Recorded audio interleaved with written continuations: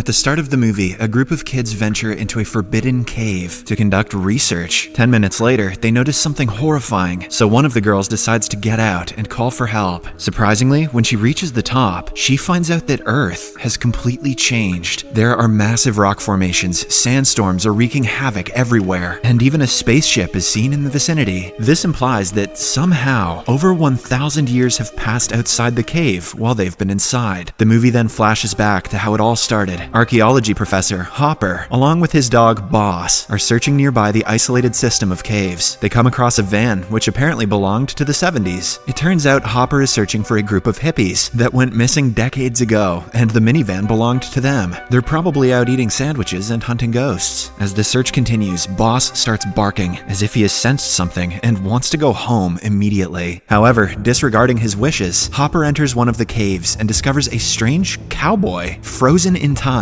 The man appears to be from a different era, which is evident from his clothing and gun. Taken aback, Hopper gets back in his car and drives back home. There, he is greeted by his two students, Taylor and Jackie, who are excited to start their new exploration trip. But to their dismay, Hopper tells them that the plan has changed, so he will be going alone now. Shortly after, he gathers all the necessary items and gets back to the cave. There, he discovers a strange layer that separates the atmosphere between the outside world and the cave. Although skeptical, Hopper enters the lair, and as soon as he does so, the frozen man starts moving. In the next scene, it has been 2 days since the students heard from their professor, so they decide to look for him. But since they don't own a vehicle, Taylor is forced to ask for help from a girl named Kara, who has a massive crush on him. Kara immediately agrees to bring her dad's Jeep, but only if she and her little sister Vives are also allowed to join in. To make matters worse, the archaeology students are compelled to take another kid, Furby, with them. Furby? As he and Vives are apparently shooting for their school project. After a while, the group arrives at the spot and discovers the abandoned minivan from before. On checking, they learn that the hippies the professor was looking for are none other than his parents. They ventured into the system of caves some decades back in search of the Fountain of Youth, but never returned. Then they discover a worn-out rope that leads them to a different part of the cave. Jackie follows the rope through a slender tunnel and finds out that it has been cut off. She also notices that the cave goes very deep, and it is possibly where the professor has been lost. Taylor asserts that the rope is too old to belong to Professor Hopper, but he nonetheless decides to get down and inspect the cave. The girls also decide to join him, while Furby is ordered to keep watch, as he is too scared of the dark. Come on, Furby, grow a pair. While climbing down the massive cave, Kara comes across the same strange barrier and informs Taylor that the temperature is different on either side of it. Despite this, they carry on with their descent until they finally reach the base of the cave. Following this, the movie cuts back to 2 days ago, when Professor Hopper has just entered the barrier. As he is slowly making his way through the cave, suddenly, he hears a scream from inside, followed by a terrifying howl. Alarmed, Hopper starts running back and reaches the entrance, where he notices the sunlight flickering in a strange manner. When he finally gets outside, it's already nighttime, despite him having been in the cave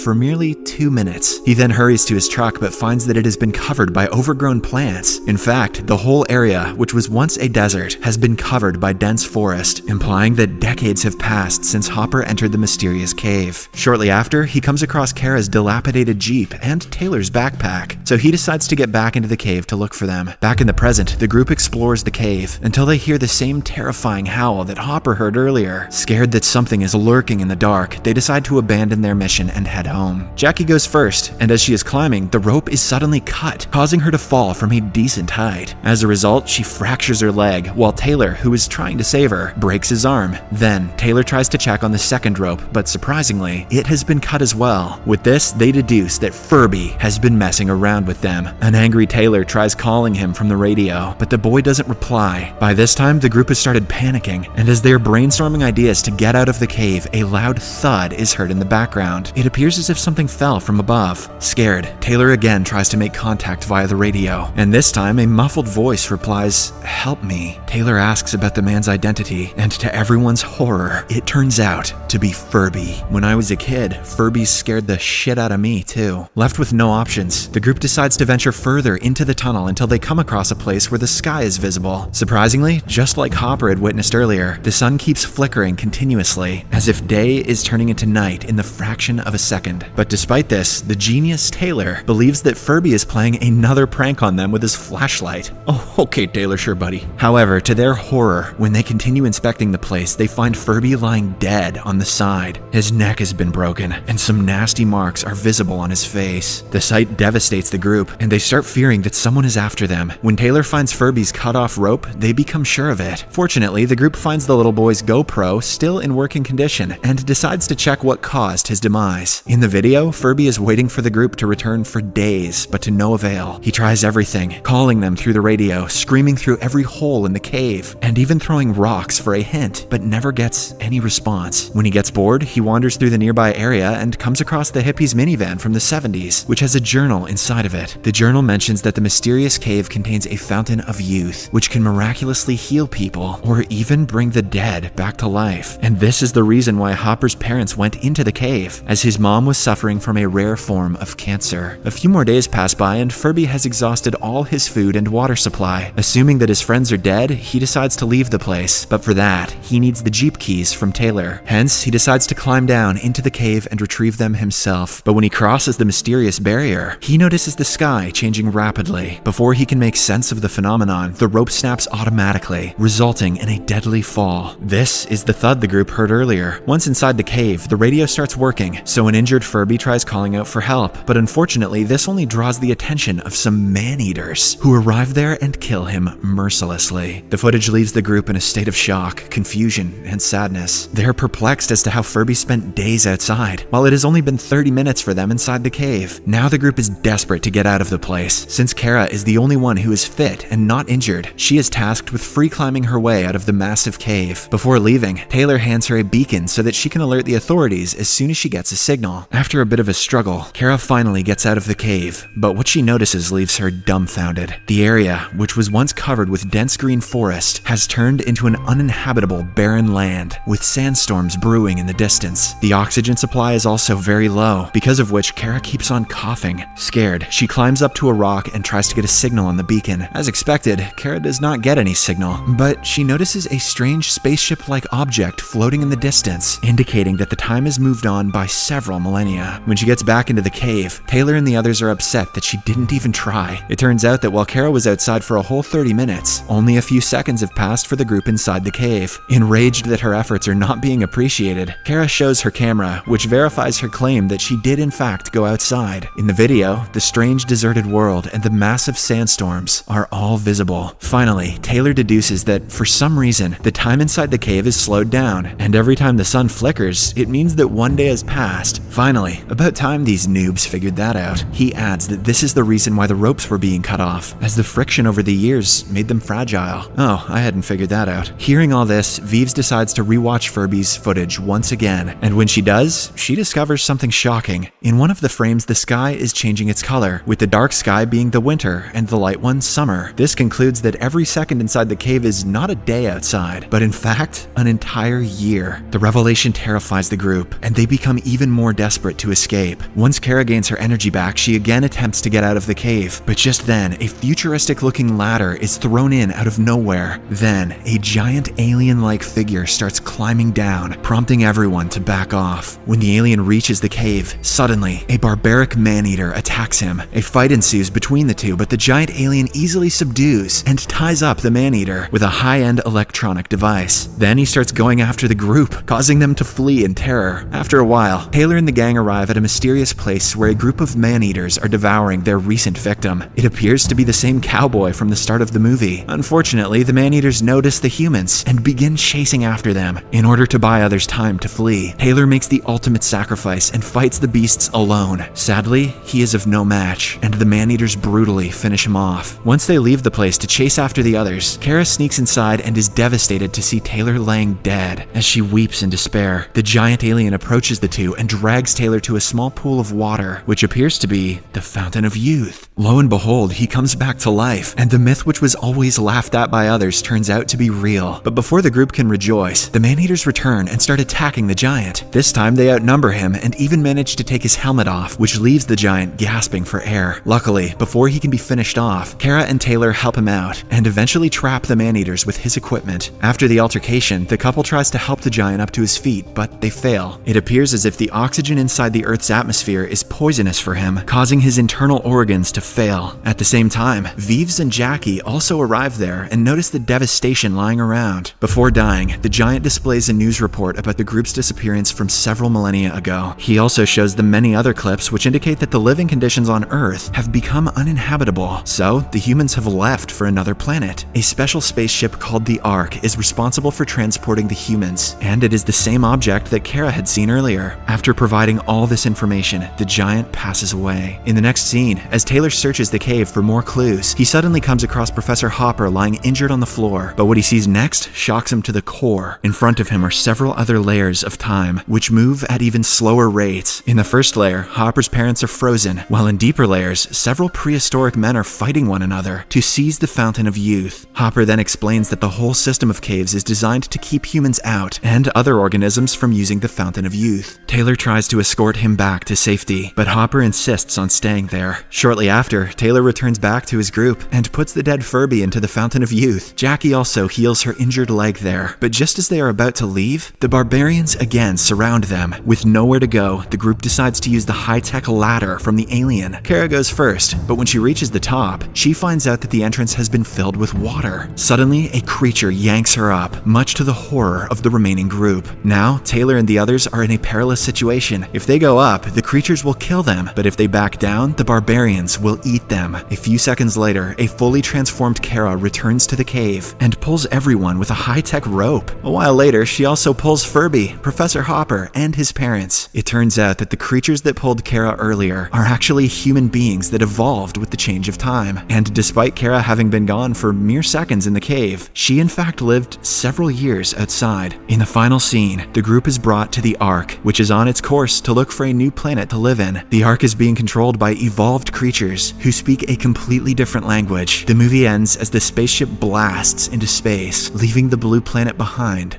forever. Subscribe for more videos like this, turn on notifications, and leave a like to help the channel out. Thank you for watching.